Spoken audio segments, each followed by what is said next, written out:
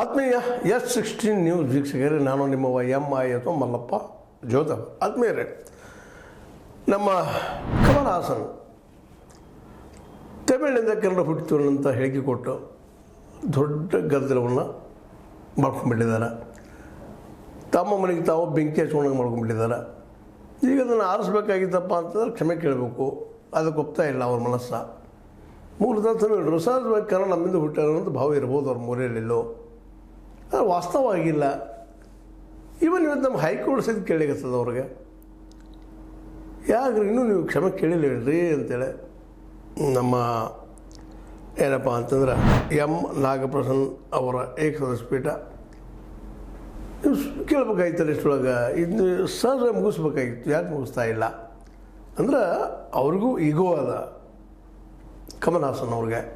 ಅದಕ್ಕೆ ಅವರು ಕಾನೂನು ಪ್ರಕಾರ ನಾವು ಮಾಡ್ತೀವಿ, ಸಂವಿಧಾನ ಪ್ರಕಾರ ನಾವು ಬಗೆಹರಿಸ್ಕೊಳ್ತೀವಿ ಅನ್ನೋಂಥ ಒಂದು ಹಠಕ್ಕೆ ಬಿದ್ದಂಗೆ ಕಾಣ್ತಾರೆ. ಅದರಲ್ಲೂ ರಾಜ್ ಕಮಲ್ ಫಿಲ್ಮ್ ಇಂಟರ್ನ್ಯಾಷನಲ್ ಸಂಸ್ಥೆ ಇದ್ದಿದ್ದು ಕೇಸ್ ಹಾಕ್ಯದ.